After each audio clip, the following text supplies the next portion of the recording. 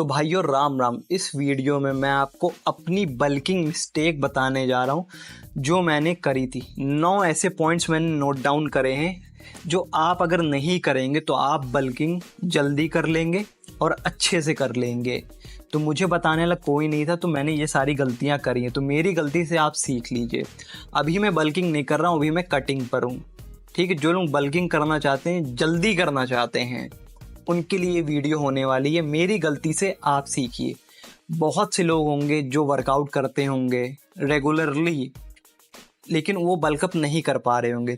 ठीक है, तो वही मैंने सारे पॉइंट्स ब्रेक डाउन इसमें करेंगे, आप बल्कअप क्यों नहीं कर पा रहे होंगे।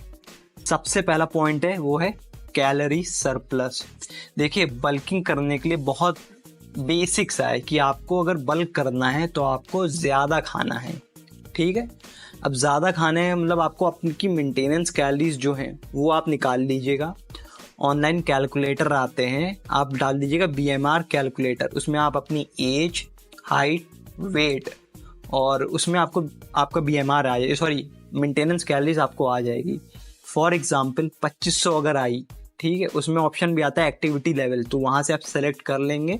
एग्जाम्पल के तौर पे 2500 कैलोरीज आई तो आपको 500 कैलोरीज ज़्यादा खानी है अगर बल्कअप करना है। ठीक, तो 3000 कैलोरीज आपको डेली खानी है।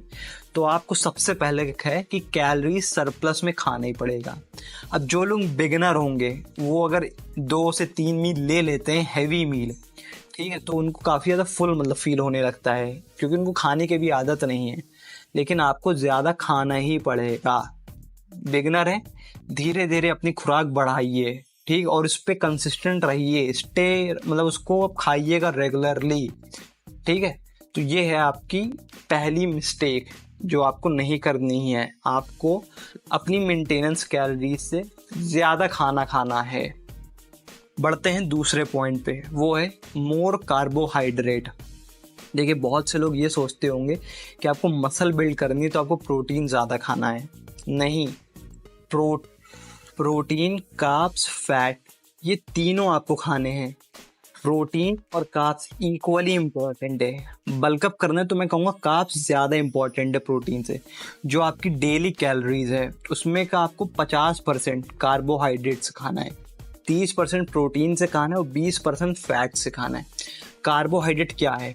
कार्बोहाइड्रेट जब आप खाते हैं तो ब्रेक डाउन होता है ग्लूकोज में। ग्लूकोज क्या है? ग्लूकोज वो चीज़ है जो आपको एनर्जी प्रोवाइड करती है जब आप वर्कआउट कर रहे होते हैं। अगर आप कार्ब्स कम खाएंगे तो जो प्रोटीन है उसको बॉडी यूज़ करेगी एज अ फ्यूल।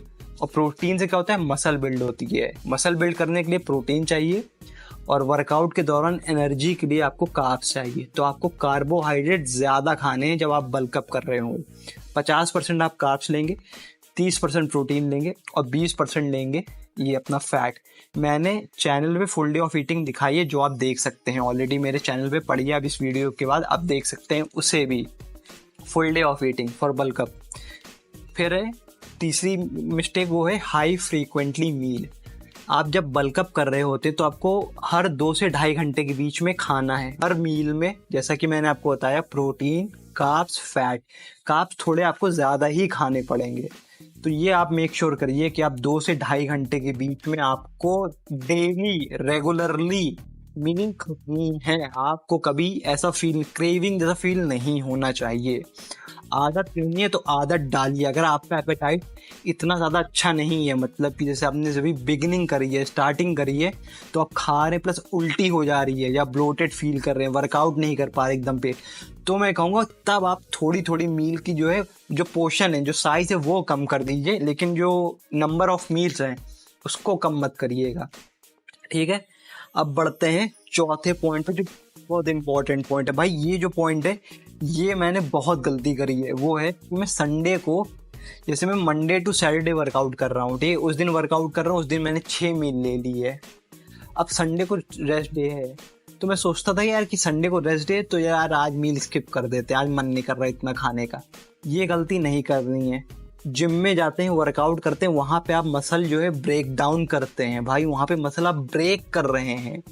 जब आप जिम के बाहर होते हैं तो वहाँ पे आपकी जो मसल होती है वो रिकवर होती है अगर आप अच्छा फूड खा रहे हैं या इनफ क्वांटिटी में फूड खा रहे हैं। तो संडे को भी आपको सेम 6 मील खानी है, चाहे आप वर्कआउट करें चाहे ना करें। जो आप मंडे टू सैटरडे कर रहे हैं, खा रहे हैं जितनी मील, उतनी आपको संडे को भी लेनी है। ये गलती मत करिएगा, बहुत इंपॉर्टेंट पॉइंट है ये। बढ़ते हैं अगले पॉइंट पे, वो है अब आप इतनी सारी मील ले रहे हैं, जैसे 6 मील ले रहे हैं, तो जो सॉलिड फूड्स होता है उसको खाना बहुत मुश्किल हो जाता है, स्पेशली फॉर बिगिनर्स। अगर आप एक लेवल पे आ चुके हैं तो आपको खाना ईजिली हो जाएगा, आपके लिए कोई मुश्किल नहीं है।